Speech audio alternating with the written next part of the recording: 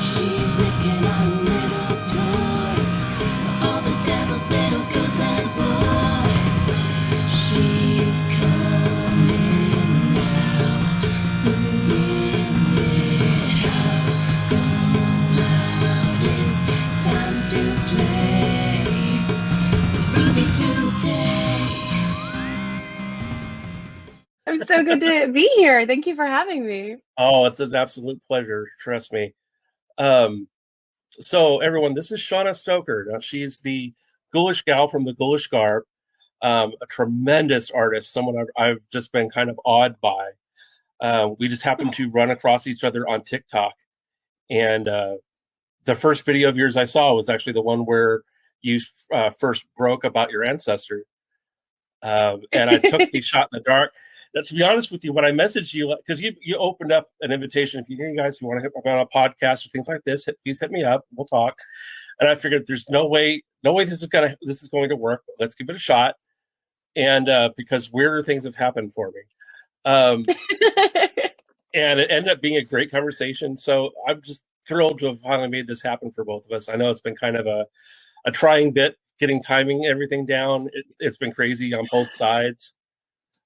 So very much, but I'm so glad we're finally here. Yes, me too. And so above all, thank you for your time. I appreciate that. Thank you. First thing I want to do is I of course we want to talk about your ancestor, but I want to talk about your work first. Sure. Just because, I'm really struck by it. I love that you waited as long as you did to share that news with your following. I think that's spectacular. Thank you. Well, I have had some people in my family too that were connected to big things, and that doesn't mean that I am in any way, shape, or form, but they were. And there have been times where it would have served me to say, "Hey, by the way," so and I still don't. But and largely now, the times for those things have passed, so the timing wouldn't be right at this point anyway. So now it's just anecdotes that I tell sometimes when we're hanging out with friends. Yeah. So I get that. If you would tell us a little bit about what you do. So I am the co-owner and co-operator of the Ghoulish Garb, which is a small business. It's just my partner and me and a third-party artist that we bring in to help us, because I wish that I could get the images in my head onto paper or onto, the computer. I am not talented in that way, but we are extremely visual people, my partner and I. And so the process of what we do, we create designs that specifically are based around Halloween and witchcraft and basically anything spooky and weird, which is just my personal interests. And but we actually ended up getting started doing tarot designs, and those just went crazy, like with our customers. And we were just building a new customer base. We're only 3 years old. But 3 years is a long time at the same time to be like designing and working with customers. It's wonderful. But our tarot designs are really what's the most popular, and we have all of our designs on our clothing. So shirts and hoodies and sweatshirts, perfect for the new fall season. And we also have tapestries and phone cases and things like that. But our tarot deck that we put out, the Tarot Major Arcana deck. So it's just the Major Arcana, which is 22 cards. That has been insanely well received by the community. So that's where we've been putting our focus, is like making new tarot. So, but yeah, it's such a fun job, and I'm so grateful that I get to do it every day. It is something that I've thoroughly enjoyed looking at. I've had my experiences with tarot I'm not an avid practitioner just because there's been gaps in between. But I, of course, started with Rider-Waite, as everybody did, and had great experiences with it. It was actually a pretty fulfilling thing. But I was always struck by, of course, as classical and traditional as the Rider-Waite art is, I never connected with that art form at all. I understand. I was kind of the same way. Like I liked the symbolism, and it made sense. Like the symbolism made sense to me, but the art wasn't my style. Yeah. Which is why when we decided to like develop our decks and our cards, we do focus on kind of basing them off of the symbolism that I love working with from Rider Waite or the Rider Smith Waite deck. But it's like now with our own twist, you know, and different Right. variations on it. And that's the cool thing about tarot is it's all up for interpretation. So even if, Exactly. you know, what I say is one reason that we put something in there, you might feel differently about it based on your experiences. And that can mean a whole different thing for you, which I love that about it. Well, I have to say that your deck, and this is going to sound fangirlish probably, but the deck that you've created is actually one of the few that's really spoken to me in senses of its art sensitivity.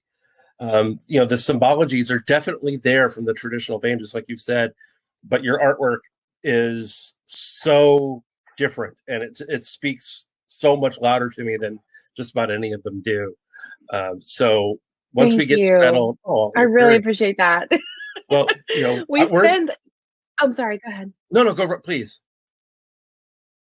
Oh, I was just gonna say, like it really, I cannot tell you how much that means for us to hear that because I mean, each individual tarot design usually takes us anywhere between 2 to 4 weeks just to create because like I said, like it is 100% the art that comes from mine and my partner's head, but then we have to work with our artist. So like he and I spend 8 to 20 hours, my partner and I spend 8 to 20 hours just designing, just saying, okay, what's the concept? What's all of the symbolism that we want? What are the reasons behind it? So I can get started on writing the book, all of this. And we get like, you know, a mock-up of our version of what we want. Basically, we send that to the artist. He sends us a sketch. We revise that. He sends us another sketch. We revise that. And then we finally have a final version, which we might revise again. So it takes a long time because we're kind of perfectionists. So to hear your kind words about it and that it's so well received, it really, really just means the world to us. So thank you. Oh, you're very welcome. Thank you.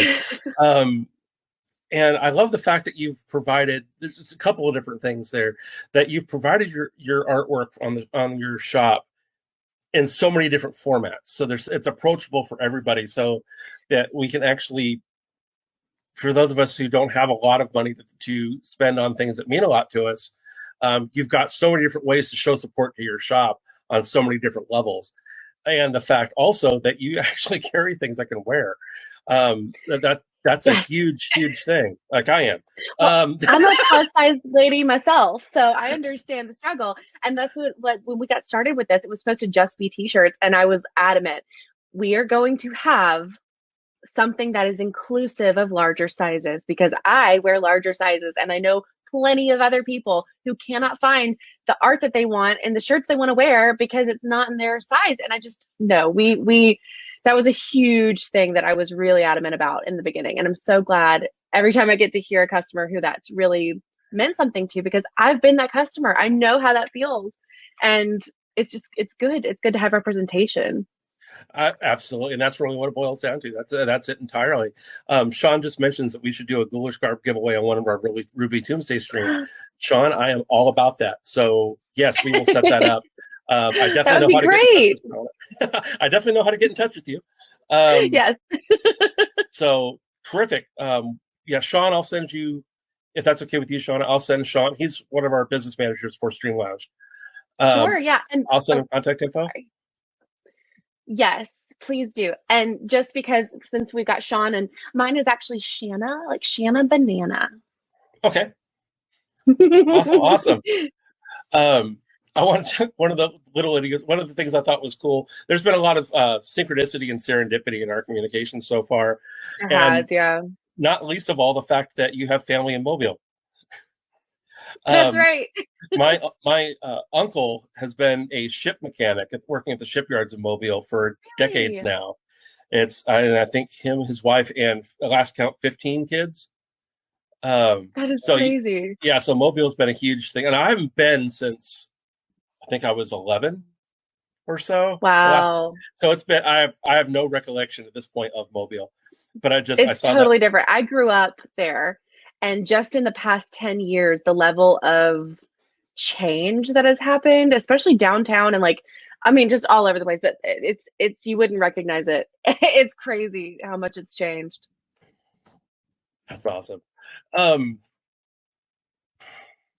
So I'm asking again about tarot stuff, but so are you practicing currently? Has Yes, it I just do. that's so awesome. No, I've been practicing tarot since I was about 15, on and off. And I got really, really into it again. Honestly, like I had kind of been, like you said, like I practiced and I knew tarot, but like I wasn't really practicing daily until I was taking a break kind of from things, and well, not intentionally, but life happens. And but it was when we started getting back into tarot, because that was my whole thing. Was I had the idea actually first to do goddess tarot, because I have a lot of friends who practice witchcraft as well, and they work with particular deities, and I knew that tarot is super big, and I love tarot, and I thought we could come up with some really beautiful designs. And so we did this, our Hecate and the moon card, and that was super popular. But then from there we decided, okay, let's wait on the goddesses and let's do Halloween, because that's our main niche right now. That's what we're trying to focus on. That's what our name focuses on. Let's do Halloween first. And now that we've done, the original Halloween deck, the Tarot deck, and then we've just released the Shadow edition of it, which is black and white and stunning. Oh, it's gorgeous. Now we're focused fully. Oh my gosh, I love it. But now we're focused fully on our goddess deck that we haven't named yet, but it's just going to be Major Arcana again. We should have that out by the end of next year, hopefully by the end of 2022. And as soon as that's done, we are getting into the Minor Arcana of the Tarot deck. It's going to take Yes. a few years because it is a lot of work, but we are planning to do that as soon as we're done with this goddess Major Arcana deck. So yeah, but yeah, that got me back into my practice, and it's really been so much fun to study the cards as in depth as I've been able to, with just the research I've had to do for designing. And it's been, oh, I love it. I love it. So much more than I even did before. It's a lot like, it's amazing the difference that happens in your life once you start doing something you love doing and you take that leap to do the thing. Yeah. I know Chris Hartwood talks a lot about that. Just go do the thing. Everything else will change. And, for a lot of reasons, and I've touched on it a little bit before, I'm not trying to make this about me, but for a lot of, I used to sing, and I sang daily, and I was a LARPer, et cetera. So I did a lot of period pieces and Bardic and Filk and all that kinds of stuff. I was a Rennie for a lot of years. That's And awesome. I was singing at least 2 to 3 hours a day every day, just because I couldn't help myself. I ended up in a relationship where that was not welcome. She very much wanted to be the only singer in the house. So I didn't want the fight. So I stopped. And now my voice is largely atrophied. So I'm working on getting some semblance of it back. Yeah. And so for years, and then I got out of LARPing, et cetera. And the horror hosting thing that I'm doing now is something I've been wanting to do for years and years and years. And I was hosting live tweets with the last drive-in, Joe Bob Briggs, all these kinds of things. And Sean actually contacted me and says, "Hey, would you want to do a horror show on Stream Lounge?" It's like, "Oh, absolutely," That's awesome. And I jumped on it, and I tell you, I'm 14 episodes in, or coming up on 14 episodes, plus some bonuses in my chats and things like this. And I tell you, my entire mental health has changed just because I'm performing again. And even though it's not so much singing, although I did just recently do a song with Jeff Whitmire, just having some outlet to perform again and to be a character and interact with people and just get up and make a fool of myself on camera, it's been unbelievable, the difference that this has made. So it's just been a positive experience all the way along. I love this platform, but on top of that too, That's just having awesome. that outlet again. So yeah, it's amazing how once you start getting back, just touching on a thing that you love, it's amazing the rush and the power and the surge that can give you. So I'm so glad that you found that again, by reconnecting with the tarot. Thank you. And I am too. And just being a part of this community and serving it in the way that our business does. And I contact every single customer. I try my best to contact every customer on Etsy and eBay, and say, thank you so much for your order, like this is when it will be arriving or whatever, when you can explain, you can expect it to be shipped, and let me know if you need anything. And I get the sweetest messages, and I get the nicest conversations, and I've made friends and customers who've come back over the years. And I'm so grateful for the community and the people that I get to be a part, get to work with every single day. Okay, so Mark, I see your questions. So I'm gonna answer your questions. So you said, how do you decide what cards to do, and are there standard cards, or is it 100% up to your creativity? So I'm just gonna start from the top here. Tarot, typically, you're gonna have it based off of the Rider-Smith Waite deck, which was actually originally created and released. I want to say it was 1927. I might be very wrong with that. I think you're right. Okay, cool. So the deck that they created, it has major arcana and minor arcana. So you've got 22 major arcana cards, which is kind of like your, I won't say it's like your, okay, well, they're kind of an overarching line of cards, right? So they're bigger personalities in the cards. And usually each card in and of itself kind of tells a story for the major arcana. Whereas the minor arcana, there are, I want to say 54 of those for 76 in total, I think, or 70, 78, I don't know. There's a lot more minor arcana cards.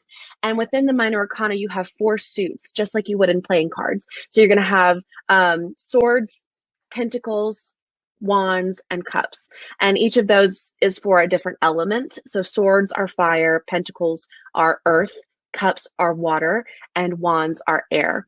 And within those 4 suits, you've got the king, the queen, the knight, the page, moving into the numbered cards. So like the ace of cups, the 5 of cups, things like that. And each one of those, I like to look at each minor arcana suit as like its own story, all of those cards together. Whereas, like I said, the major arcana, each card has its own story. The minor arcana is a little bit more in depth, which is why it takes a lot more time for us to do that kind of stuff. So yeah, we really based all of our art on that original Rider-Smith Waite deck that pretty much every tarot reader, from beginners to very advanced, usually work with at some point in their practice, and they're very well versed with what the symbolism means. So it's easy to, especially if you know the Rider-Waite, then it's easy to look at our deck and say, okay, I see where this symbolism is, I see what this means. And if you're a beginner to tarot, you can read our deck and learn about a similar symbolism that you would find in other decks anyway, because there's a lot of that crossover from the Rider-Waite deck. So I hope that was not too convoluted. But yeah, that's kind of a rundown of how we choose our cards and what we're basing them off of. Good, thanks. I'm glad it worked. I'm glad that was okay. Trying not to be too crazy. No, I think that was extremely well put. Thank you. Have you worked with other types of cards? Because I personally, what I've ended up using most over the last 20 years or so have been the oh my gosh, I've forgotten her name now. It'll come to me later, unfortunately, right after the show, probably. But that's fine. But the medicine cards, the Native American totemic. Yes. Oh, that's so funny. Yes, I love those. I don't have those, but I've worked with those before, and they're absolutely beautiful. And they gave, I don't know, I really enjoyed using those alongside my Rider-Waite deck before I had my tarot deck, because for me, that they also offer a lot of insight when you're having trouble with your other deck. Like maybe you're not quite getting the answers maybe you're not quite getting straightforward answers from your first reading. And so a lot of times I'll pull a deck that's a little bit more special, a little bit more, in the vein of the questions I'm asking, which sometimes might be more of my spooky stuff, or sometimes might be more of like the medicine stuff. Or I've got an animal tarot deck that, it just kind of depends on what I'm asking, what I'm feeling that day. And I like to use those for clarification a lot of times, and they really give some beautiful insight. That's a beautiful idea. I've never considered using those alongside one of the other decks. But yeah, that's been my absolute go-to, the original and the revised, along with the Sacred Path cards. Yes, those are beautiful. Those are gorgeous. I also cards. love the Everyday Witch Tarot. I think those are so cute, very modern. Their magician of the Everyday Witch Tarot is one of my favorite versions of the magician I've ever seen. It's just so cute, and I just love it. So yeah, there's so many good. I have a deck right here that was just gifted to me from Alaska. Oh, awesome. And it's called the Gentle Tarot, and it's completely, the art is completely created, and the book was completely written. It's all by Indigenous people in Alaska, and there are bonus cards in here, but it's absolutely stunning, and it's just got such a peaceful aura about it. Like, look at that. Well, that's beautiful. Oh, it's absolutely gorgeous. I'm obsessed. And but yeah, I have some really beautiful decks, and I like to mix and match. I like to use them alongside each other, especially because like I do love to use our deck, but it's just the major arcana. I like to have the full minor and majors when I am doing a full reading. So a lot of times I'll use our deck as a supplementary tool, like an oracle deck, or you know what I mean? Just like I said, for better clarification, or to maybe give me more of insight on the overall feel of the cards I'm getting, if I didn't get any major arcana in my first pull and I want some more insight there. But yeah, it's a, that's the cool thing about tarot and witchcraft, is there's no hard and fast rules. It's all about your interpretation and what you're feeling, and there's an art form to it. So there is a lot of there's ability to do your own thing, and I like that. I had a thought, and there it is. Okay, we're back now. There's 130 years worth of shamanism in my family, and that's only over three. Wow. That's only three individuals over. Well, actually, more than 130 now, but that's only three individuals over three generations. My great grandmother, my mother, and myself, and not in that order. It was actually my great grandmother. I got in shamanism, was actually tribally initiated in Ohio, and then Mom came to me to learn the path later on. Wow. So it's that's kind of part of the reason why I gravitated so heavily to the medicine cards. The other thing I liked about the medicine cards is that for people that kind of want the insight, they want the help that a reading like this could provide, but they're nervous about tarot because of bad portrayal in the media, things like that.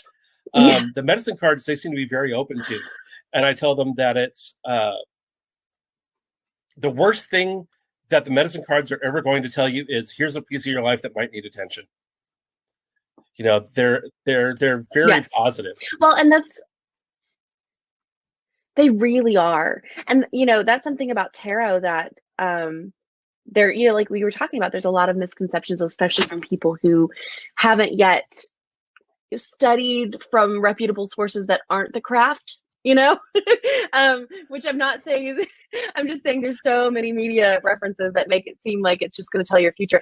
And my whole thing with tarot that I try to tell people who aren't fully like in the circle or whatever, which it's not exclusionary or anything, but I know that there's a lot of misconceptions out there. But it's not so much going to tell you your future. To me, it's more of like do you know what coin flip psychology is? Like what I mean when I say that? Kind of, yeah. But please. Yeah. Okay. So essentially what I'm saying is like, how whenever you have a decision to make, say it's just which food am I going to eat tonight? Which restaurant am I going to go to? Okay. And you flip a coin. The coin isn't deciding for you, but it is going to help reveal which option you really wanted, right? Whether or not you're disappointed or happy with the choice that was made by the coin, whatever that your feelings are, whatever your initial response is, shows you what you actually wanted, right? And sometimes we need that additional tool to help us uncover our true feelings or things that we aren't thinking about in our, consciousness, in our front of our consciousness, right? It might be something deep down that we're not quite dealing with or that we're not open to seeing. And the cards can help uncover those questions that you can't necessarily ask yet. And they can help you uncover what you really want. Where are you going? What is your path going to be based on what your choices are now? And that's what I love about tarot, again, is just, it's not some magic. I mean, it's truly, for me, it's not some magical, divination tool that's going to just tell you the future that you have to be like some practicing person to learn. Like anyone can learn tarot, because it's just a tool for me for self-help, for self-reflection, and to kind of get to know myself a little bit better. So that's why, I mean, anybody can learn tarot. Yeah, it's a tool for I compare it to the scientific concept of thought exercise. Yes. And that's really what it is. And that, just as you said, it'll help you. I didn't think about this piece, or I didn't think about Yeah. where is my emotional connection to a particular choice in a decision. Is that based on Oh, anything other than my emotion, or am I missing something? So it yes. forces you to reevaluate whatever it is you're looking at. Well, and say you might, maybe you get the card, the Empress, in your reading. The Empress is the matriarch of the major arcana. She is, to me, the matriarch of the entire deck, right? Because the major arcana is, for me, a tier higher. And, for you might maybe see in that card a prominent female figure in your life that maybe something's calling you to think about that person, or you might see it as a reflection of yourself, or you might see it as just a motherly instinct. Like, it depends on really what you see in the cards. Like, you can read my guidebook all day long, but it might not necessarily resonate with you in that particular reading, because you have to listen to your own intuition, and I can't write a guidebook for every single for everybody, because everyone's different. But that's why I try to really recommend, yes, use the guidebook and use it, use that to help you find some foundation in what the symbolism means. But don't be afraid to, if that tree to you is saying something about putting roots down, just because I didn't say that in my card or in my book doesn't mean that that's not true, or that's not what's resonating with you. So it's so personal, and really that can be overwhelming, I think, for newbies, because I remember when I was a newbie and I was like, how am I supposed to just listen to the cards? What does that mean? But I think once you really pay attention to the symbolism and just look at each card and try to find the story and how it pertains to your life, that's when it clicks, Exactly. I think that's great. So, and I agree with Mark. It is very therapeutic. It is, yeah. Oh, and thank know, you, Paul, for the kind compliment. We've got a great group of people here.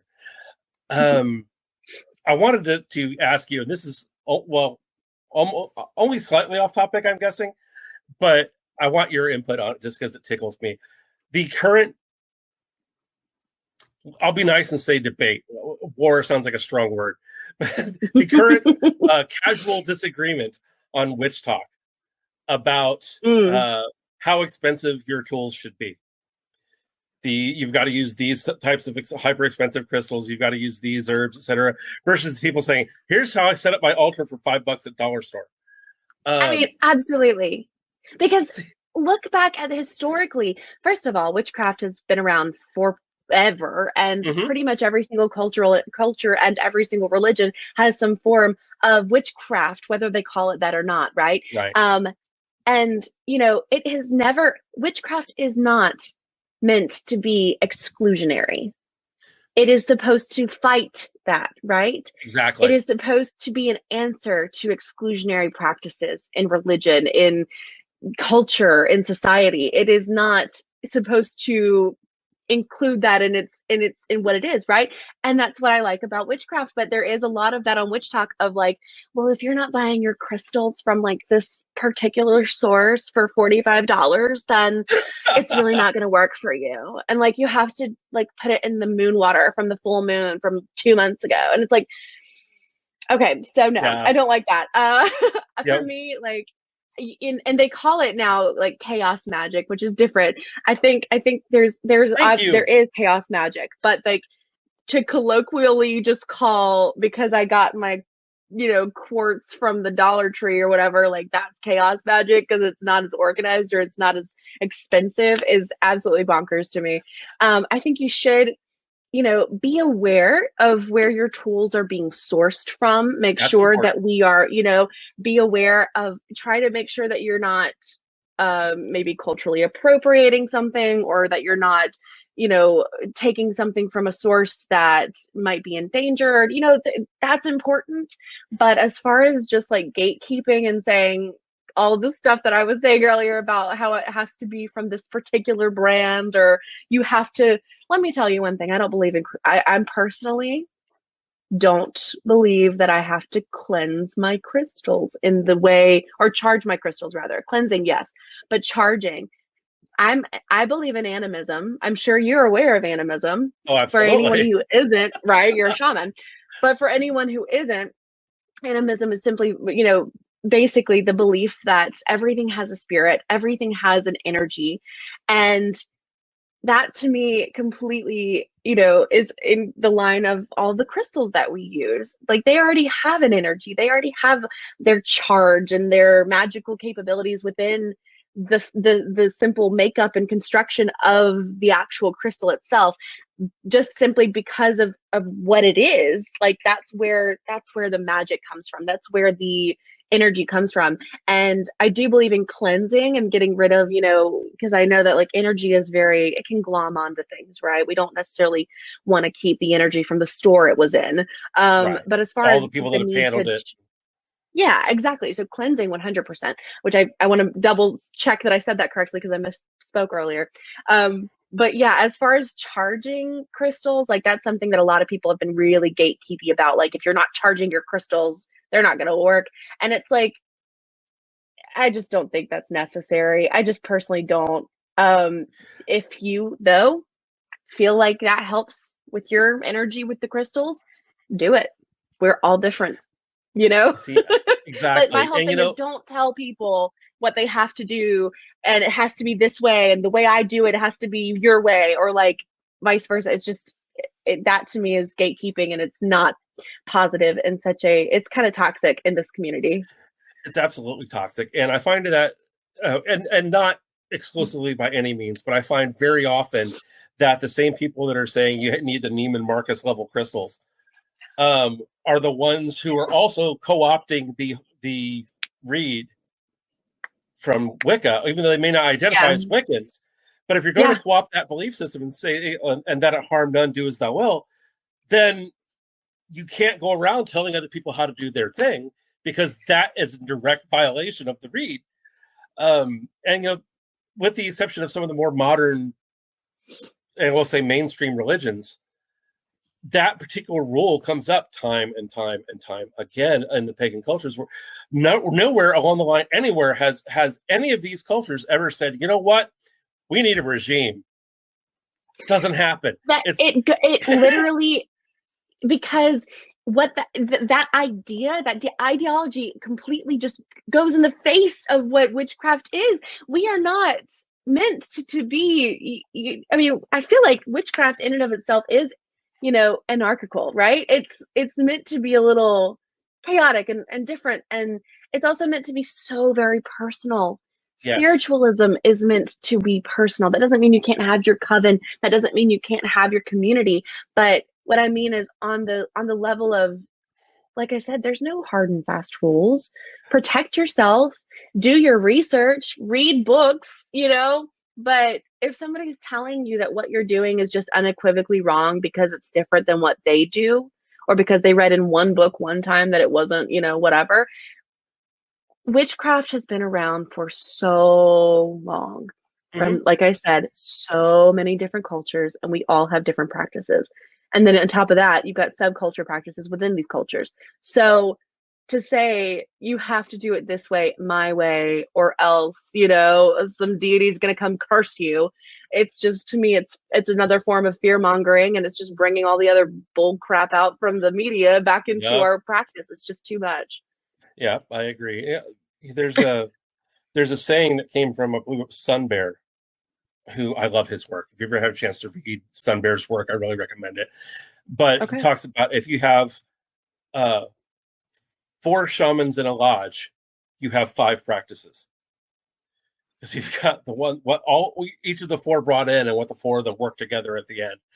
Yeah. And it's what like comes up time and time again, I think, in witchcraft and shamanism both, because they're very much, I don't want to say the same thing, but there's a lot of overlap in that Venn diagram. And what it comes right time to is pragmatism above all else. What works for you, and that's what you should be doing. Yes. So And I treat love it that. like science, experiment. You don't have to ask for permission. Can I use this candle for this spell? And the thing is, I understand that. And I'm not at all saying, like, trying to shame people who feel that they have to ask for permission, because I know it is an incredibly overwhelming world to step into and to learn about. I know from experience. But I wish somebody would have told me when I was a baby witch, you don't have to ask for permission. Nobody's going to smite you for using a white candle instead of a yellow candle. You know what I mean? Or those types of things. Yes, color helps Exactly. with our intention, but that's not necessarily, like, use what you have. Nobody's going to smite you for going to Dollar General and getting your supplies, or Right. like rummaging through your closet to see what works for you, or like, it's just, I think that hopefully it's just a small subsect of witches now who feel that way. And I really hope that they learn, and that they're open to learning from people who've been practicing for a longer time and who have learned, these lessons for ourselves just simply through practice, and through learning from people, who know more than us and know more than us, right? I mean, it's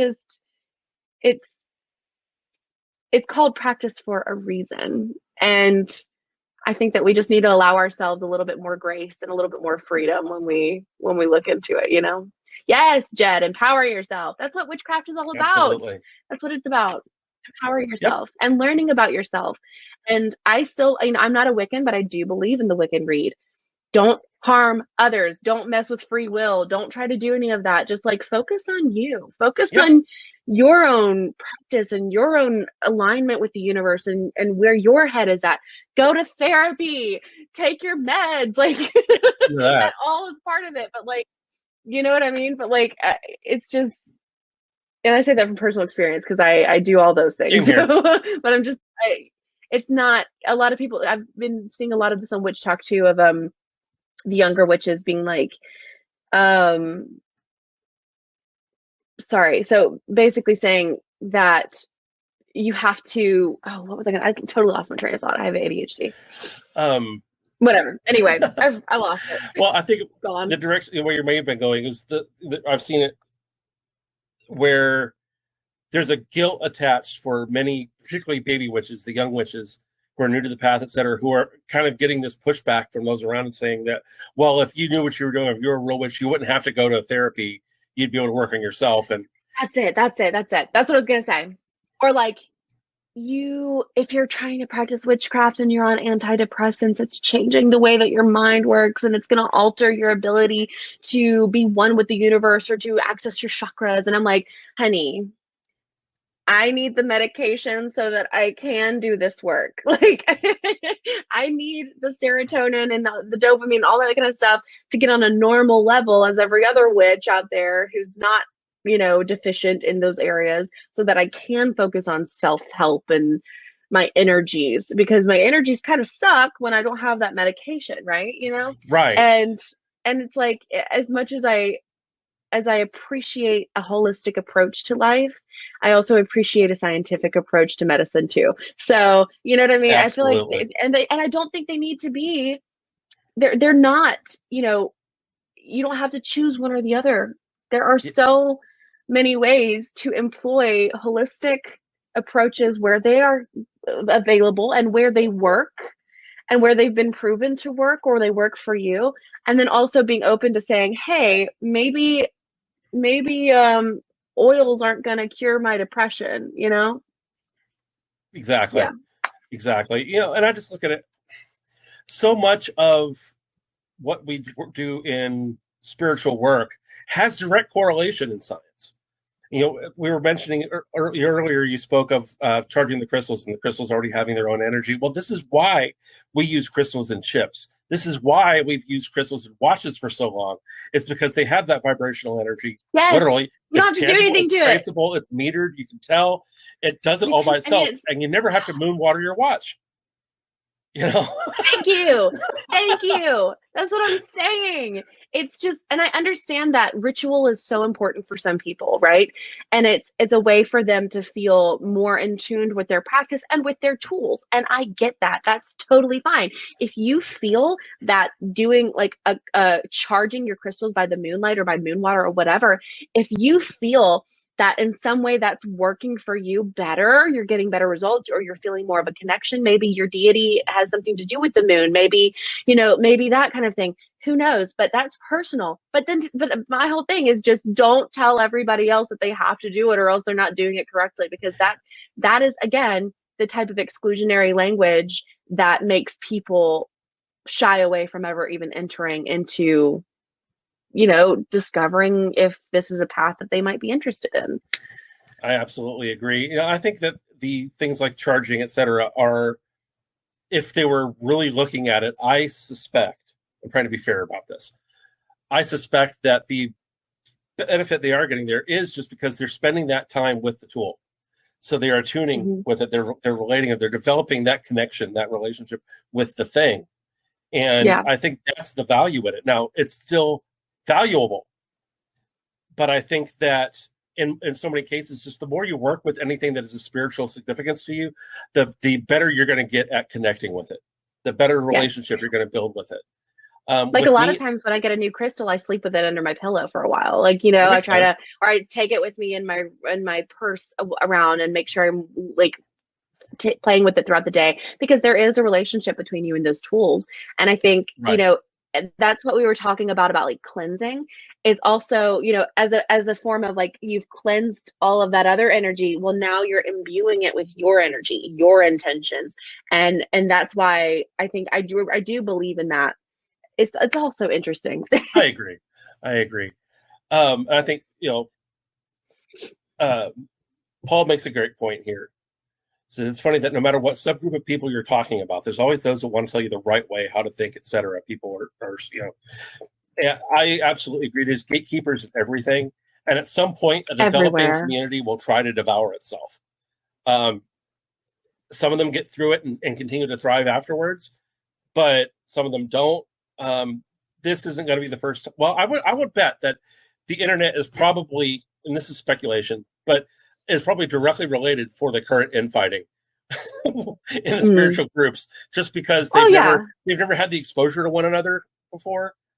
Well, and just in general, like the way that witch talk has taken off, and you got people now who, and I don't mean to say this, it's just the truth of the matter. Anytime that you have a budding subgroup, whether it was like, goths in the 80s or the punk movement or whatever, you're going to have people who enjoy it, but it's going to be a fad in their life, right? It's not going to be a lifestyle that they latch onto for the rest of their lives. And that's okay, because experimenting and finding who you are through experimentation is important. And I think that ultimately the people who might not necessarily stay in witchcraft, that doesn't mean it won't help them in their life in some way, or that it wasn't an important stepping stone for them in their development. So I'm not trying to shame people who don't, you're not going to be a witch forever. Like, not at all. It's a part of your development. But I definitely think that that's going to be a part of this, is because TikTok has made it so accessible, but also so convoluted, that you're going to have a lot of people from this current movement, this current influx of witches who, give it a year or two, maybe 5, and they're not going to be interested anymore, and they're not going to have their books anymore, and that's okay. But I'm hoping that when that time comes, a lot of this negativity and toxicity will die down, because most of it is from baby witches who don't have the expertise to be speaking on what they're speaking on. And you know what I mean? I don't want to sound gatekeeping myself. Exactly. I'm just saying, you're hearing something from TikTok that was generated from somebody who didn't know what they were talking about, but they thought they did because they read one book. And you know what I mean? And it's like, now they've read this one book, and this one book is the only thing that they ever do with their witchcraft. And they're going to tell you that's the only way you can do your witchcraft. It's not good source material, Right. Well, let's go ahead and move on to talking about your ancestor. So I've left it more. I've tried not to overuse it in any of the posts talking about coming up to this meeting, because I didn't want it to be the bulk of what we talked about. But I think it is fascinating enough, and I love honoring ancestral lines, because I think that's, even if we didn't know those people, they're a part of who we are. Yeah. So, what would you like to tell us about Bram?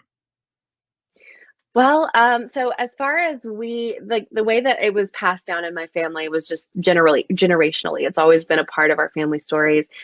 So we know that we can trace my family, the Stoker family, back, my personal lineage, all the way back to, cannot remember the town, but it's in Ireland. It's very near where Bram grew up, and it was our earliest, I think, is Anne Stoker in 1597. And so I believe, so Bram Stoker himself, or Bram rather, he didn't have any direct descendants that were named Stoker because he had a daughter, and of course, the name didn't move on with her. So there are no direct descendants named Stoker from Bram himself. I believe I am related to his uncle, which we're still trying to get all that settled. But so basically, a lot of the Stoker clan moved from Ireland to Virginia. And then he actually visited them and wrote part of Dracula while he was in Virginia. He wrote letters back home while he was in Virginia. So that's very well documented. And then from the Virginia clan, my family, I want to say it was the early 1900s, moved down to Washington County, Alabama, which I think to this day might have one traffic light. It's a very small town. And so that's where my Stoker clan was from. And then, they ended up spreading out, of course. And I grew up in Mobile, Alabama, which is a much larger city. But yeah, it's just kind of been something that's been talked about my whole life. But it didn't really register for me until I was in second grade. I was writing a horror story because I was super into, I have a degree in history and a partial degree in music, but I'm still, yeah. And so I've been interested in history my whole life. I've been interested in creepy things my whole life. So I had this book in elementary school at second grade that I had found, and it was all about kind of like haunted history or something. But it was aimed towards kids. I loved it. And I had just read the story about how supposedly the nursery rhyme Ring Around the Rosie was written about the Black Plague, right? Right. And that fascinated me. So I did some more research and I started writing a horror story about a little girl like myself in second grade, and it was going to be called Rose Red. And then I was like, oh man, because my dad was like, there's already a story called Rose Red, and we watched it while I was in second grade. Again, probably not the best idea, but I was like, I got to know if my story is better. Anyway, but I was in Auburn. I was visiting my grandparents and my dad, and I told them about the story, and they were like, oh, you're following in, the family footsteps. And that's when they really told me about Dracula and about Bram. And I remember thinking, wow, I just remember feeling so validated because I'd always been I looked perfectly normal to the untrained eye as a child, but I was super weird and spooky on the inside. Like I would just, I just have always been into strange things that the rest of my family didn't really seem to, especially my mother's side. They were very aware that it was strange, and they were just kind of like, okay, we love her, like we're gonna it's fine.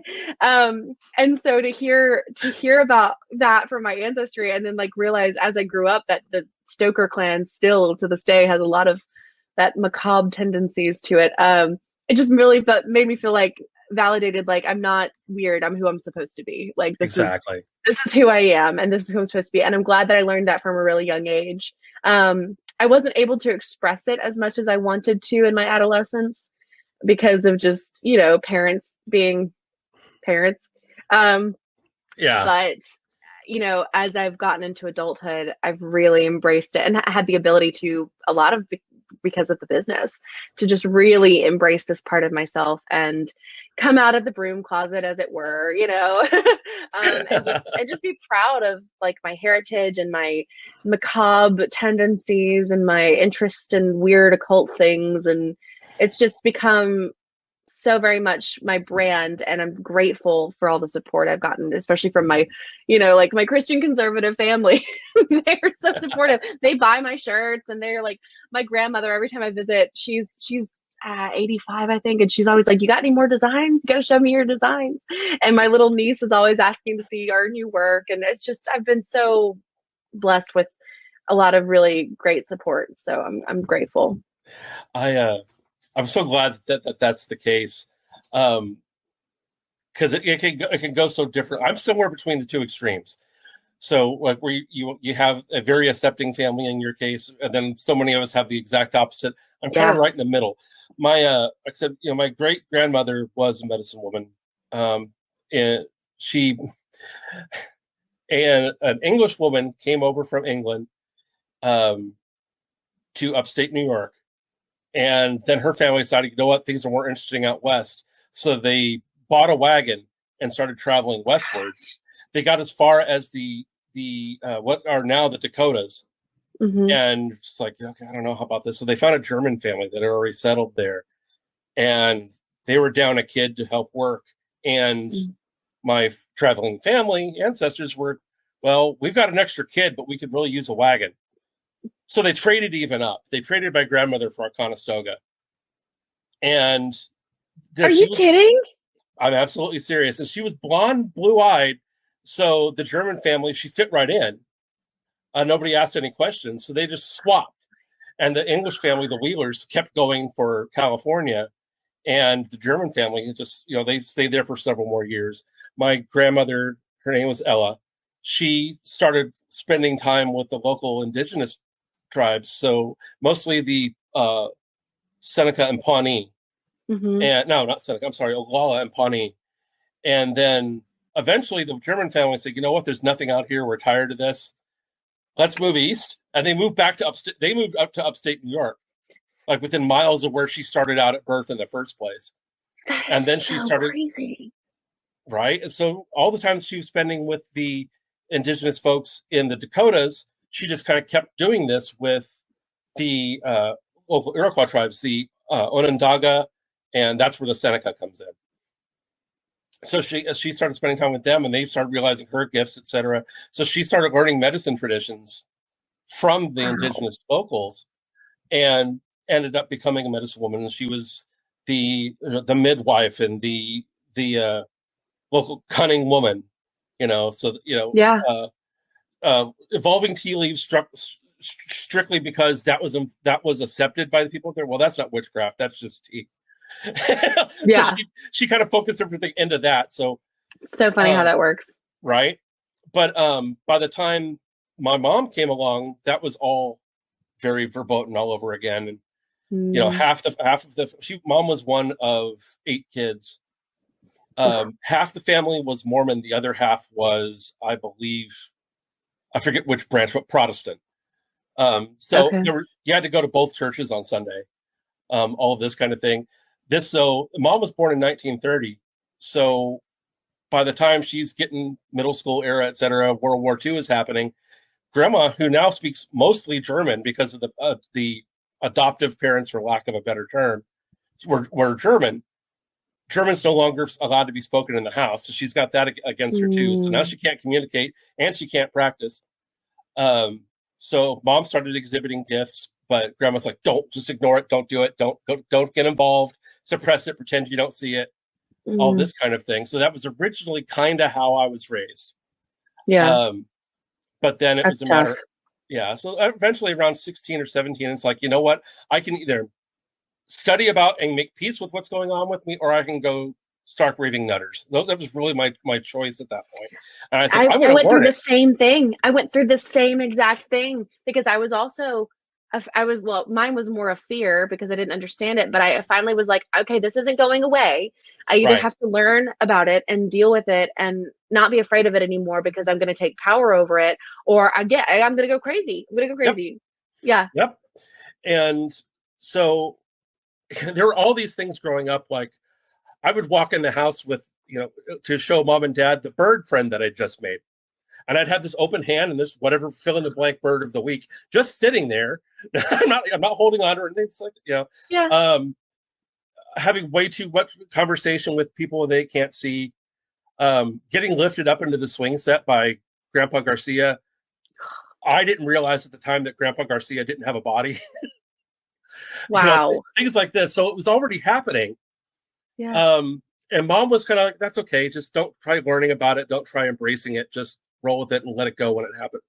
And then there was Dad just scared to death because Dad was a recovering Roman Catholic. So, but what was weird is I get to adulthood, and it's then like, we just don't talk about that around me. I almost dead named myself. We'll skip that. But don't talk about that stuff here. Just don't bring it up. We don't want to have that conversation. But then something would happen in the house. Mm-hmm. So I would get these phone calls like, "Hey, can you come over? The TV flew across the room." These kinds of things. And it's like, okay, now it's okay. Yeah, because it's useful to you. Yeah, exactly. You've been telling me to suppress this for my life, and no. Yep. But who are you going to call? Me, apparently. Exactly. So, but in the last several years, finally, they've kind of come to terms. I'm practicing oscillatoires, so the Norse pantheon. And I even told Dad, it's right after Mom passed. And I told him, it's like, we've got all of these. See, the only thing that's really changed, Dad, is that we both talk to God. I found one with an accent I can understand. Yeah, I love that. And he's like, I can't fault that. I can't, and so we don't spend a lot of time talking about that kind of stuff, but it's finally hit a point where it's hit that level of acceptance, at least. Yeah. So I can't say I had it as hard as a lot of people do. But I was terrified. Yeah. I was terrified to tell my family. Because I've been practicing since I was 15. And it was my uncle on the Stoker side who actually helped me learn about it. He's a practicing witch, and also, he practices Judaism. And so he taught me, because I grew up Christian. I grew up Baptist, like Southern Baptist, and that and Assembly of God, so two very different styles of Protestantism. I went from my grandparents in Auburn. No, because like the Assembly of God, for people who aren't as familiar, I'd visit my family in Auburn and go to Assembly of God church, and it was, you get there, you take off your shoes because you're going to be dancing in the aisles. Grammy's going to be speaking tongues, but it was mainly, I really actually liked that church because it was mainly focused on music. And I found out from a very young age that music was important to me for any sort of worship, any sort of spiritual work. And it's important to me. And, but then I would go home to Mobile and go to our Southern Baptist church, which is, we're going to sit in our pews and we're going to read the hymnal, sing from the hymnal, and we might sing 2 songs, and then we're going to have an hour-long sermon, and it's going to be kind of more the fire and brimstone style, a little bit more, which, you got that too with Assembly of God. The Assembly of God church was much more fiery, and it was much more like, we're going to yell everything, that kind of, it was that. And then, the Assembly, and then the Baptist church is like, we don't dance, we don't drink, we don't do anything like that. You know what I mean? It's just very straight laced and quiet and less performative and more ritualistic in that way. It's just very interesting. So very different. But that showed me too, I'm glad I had that, because it was also like, there's not one way to practice like your Christianity or anything. There's not one way to be spiritual. There's not one way to worship God. There's not one way, and that led me to, I think, exploring my own identity with spiritualism, because I felt a connection to the God that we were, what I thought was what we were talking about. And when I prayed and when I would speak to God, or when I would feel the energies around me or whatever, I felt this connection. So I really had a hard time with that when I was like, but I don't think Christianity is for me. And, reconciling that through witchcraft in the way that I have over the past 10 years has been difficult, but so helpful for me. And like, when I, decided to kind of, I told my mother first, and then that was like a few years before the business opened. And after the business opened, I was so scared. I was like, oh my gosh, everybody's just going to know, because like, it's obvious. With like what I do for a living, and it's not really spoken, but everyone knows, and they've all been so supportive. So I That's mean, I awesome. really, I'm grateful, very grateful. I was thrown bodily out of a Southern Baptist Sunday school session. Oh my gosh, really? I was picked up and yeeted. I'm not even kidding. No. It was. I find it Did funny. you ask a question? Because I asked a question. I got reprimanded yeah, that's it too. exactly. So I went over to my friend's house for the weekend, and he said, "Hey, you can spend the weekend at my place. The trade-off is you've got to go to church with me on Sunday." And Oh gosh. I didn't see that as a red flag. I fell for it hook, line, and sinker. But so we went through the weekend playing Commodore 64 games and things like this normal stuff we did. Card carrying, dyed in the wool nerds. And we go to church on Sunday, and I'll save what happened actually in the chapel itself for another time, because that's a whole story. But I was sitting there in the Sunday school class. I think I was a sophomore I think I was a sophomore in high school at the time. So, that age group. Mm-hmm. And we're sitting there with them, and the Sunday school teacher, bless her heart, kept saying things like, "If you have any questions, just ask." Like, that's a trap, and I know it. I'm not gonna. Okay, yeah, no problem. Yeah, sure. If anything comes up, I'll ask. And I'm sitting there, and I'm listening, and every few minutes, if you have any questions, like, okay, I've read this book already. I know how this goes. I know this material. There's nothing for me to ask, because I understood the assignment. So. Finally, I failed my saving throw, and I couldn't help myself anymore.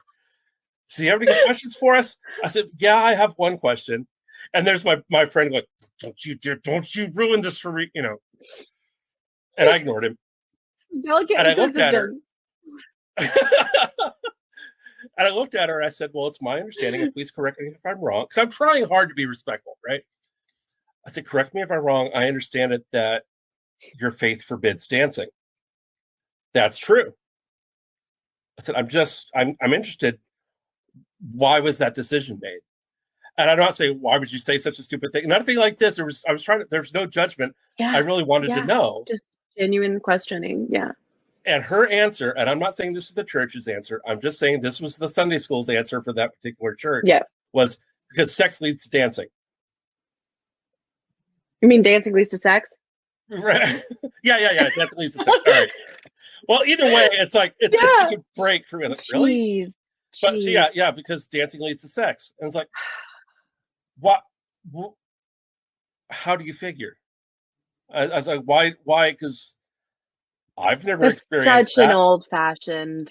And she goes, well, I know from personal experience. And I was like, oh, I can't pass up this opportunity. Really? Tell me about that. And she did. So there's this dance hall in Bastrop County, Texas, called Watterson Hall, and it's the infamous party spot for the area. And she said, I used to go out there every Saturday night at Watterson Hall. We'd be out there. We'd be drinking on the way. We'd be drinking out when there. And we'd be dancing. Next thing you know, I'm in the bed with somebody by the end of the night. It's like, that sounds like a personal problem. Dancing didn't take you there. And I said, that was my next mistake, because I said, oh gosh, did you ever stop to think that may have more to do with your lack of self-control than it does with the music? Maybe therapy would be a good thing for you instead of just, I don't know, like taking away joy from dancing. Yeah, I understand. So I know your church teaches the Old Testament, because that's what we just spent the last hour and a half with. So let's talk about David. David sang and danced naked in the streets for the glory of God. Yeah. David was a bard. I understand the power of music. I understand the magic of music. And then she goes, oh. So I understand. I come from a bardic tradition, so yeah. But I said I understand how powerful that could be. But at some point, you're making the decision what to do with it. I said your free will still trumps that. And it can be used for worship. It can be used. Exactly. I mean, it is just like we said earlier. It's just another form of expression, another tool in your tool belt of how you want to, express yourself or experiment with your spiritualism. And it's just such a beautiful way to express yourself, and such a natural way for humans to. You don't have to teach a baby to dance. They hear music and they start dancing. You don't have to teach someone that music makes us move and makes us feel something. And I think that's one of the most natural forms of expression. So to say, it's just that's such a good example of how restrictioning, like how the restriction of a lot of these forms of Christianity. And I speak as a person who grew up in Christianity. I'm sure other religions experience this too, but I don't want to speak on them because I'm not well versed. But Outside of your with experience, yeah. Christianity, for sure, and with my experience with Christianity, it's this type of the restriction language, the restriction atmosphere, and then the exclusionary, you're not good enough unless you do all of these things. Like, you can't be a hoe on Saturday and come to church on Sunday. I'm like, why? Does God, you know what I mean? Like, why? That's I another mean, not reason. that I'm talking about it, but like, who, you know what I mean? Why are you going to shame this woman or this man or this person who, because of what they're doing on Saturday night? Why is that your business? They're here for God. They're here for spiritualism and fellowship, and like, you don't know what's going on in their mind or their life right now. So stop judging. Like, that's part of Christianity, is don't judge, right? Well, that's just it. Go ahead. Oh, I'm just going to say that that's exactly what the book taught, was to accept those people. Yes. Look at how Jesus was with the lepers and the prostitutes. Like, I mean, it wasn't about judgment. It was like, here, like, find solace in this relationship. Find comfort and peace in your relationship to God. And for me, I say God, and I don't mean, when I talk about God, I don't mean just the Christian God. For me, I believe in almost, I guess it's almost, it could be seen as agnostic, but I don't. I think, like, there's a connection between every spiritualism, every religion, and who we worship. And I think they're all intertwined into this one being of this one energy, this universal energy of God. That's what I mean when I say God, and what I personally, who I personally speak to, or I don't really use pronouns for them, because, or if I'm going to, I usually use they, them, because I don't see them as a binary. That's totally a social construct, Right. And it's based off doing. of the patriarchy, right? It's based off of thousands of years of patriarchy. That's why, so I don't personally use those pronouns. However, again, that's me. If you like the pronouns, if that works for you, then go ahead. Like, it's all personal. It's all kind of subjective, and it really depends on your personality and on your experiences, the way that you're going to choose, and your trauma from the church for a lot of people, the way that you're going to choose to move forward. Like, I've had a lot of trauma from biological and socially, led, men. I've had a lot of that trauma. So I think that's one of the reasons why he, him pronouns for God personally aren't my favorite, but I'm not against them. I don't see him as a binary, or them. I don't see it as a binary anyway. So it just doesn't make as much sense for me. Right, and that's just all about your relationship with exactly. With the higher, that's what makes it valid. Is it's I will never presume a truth for anybody. Yes, except where things are scientifically tangible, reproducible results, that entire type of a thing. But when it comes to faith, when it comes to belief, spirituality, any of these things, I will never presume a truth for anybody else. Where it becomes a fighting point for me is when someone else tries to do the exact opposite. So, I get that. And oh God, I could happily talk to you for a couple of hours. I've already run over. I know, me too. I don't want to hold you all day, although I would love to. Just to talk about. I'm really enjoying this. Maybe we can do a part 2 or something, because I'm loving talking with you, and your audience seems great. So awesome. I'm absolutely up for that. So just anytime. Okay, great. Schedules are going to be crazy, I presume, for both of us over this month. I may or may not be moving to Philadelphia like any day now. Wow, that's exciting. So, yes, we're just trying to find my wife. I love Bonnie. I miss her. Anyway, my wife was an assistant store manager for a Tandy Leather here in San Antonio, and she went up to fill in because they lost the entire crew in the Philadelphia store. Wow. So she went to fill in there as interim, and then ended up getting hired as the full-time store manager up there. So we're just trying to find, square away an apartment anywhere as soon as we can. And once that happens, pack up 2 weeks later. We're going to be in Philadelphia. Oh, good. You'll be with her again. Yes. It's good. This was going to be like a 2-week thing, and we're coming up on 6 or 7 weeks in counting right now. And we spent years apart. because of immigration and everything. So it's been a rough go. But so with not knowing when the move is going to happen, any of that kind of stuff, I don't know what my schedule looks like yet. But That's I'd fine. definitely You prefer just let me know. Yeah, we definitely need to hook up more because this is so much fun. This is Yeah, so I'm much having a fun. great time. I love talking with you. I feel like I'm just Well, thank making a you. new friend. It's great. Same here. Same here. Well, Shanna, thank you so much, Shanna, for all the things that you've done, your patience, your diligence in making this happen, your generosity with your time and everything. We've shared the links here, folks. I've also shared them multiple times and will again on my socials, so you'll be able to see work there. Please go check her out. She's got amazing things to share. If you're on TikTok, please look her up there too. She's some of my favorite content on the app, so I really do appreciate that. Is there anything else you'd like to share before we go? I don't think so.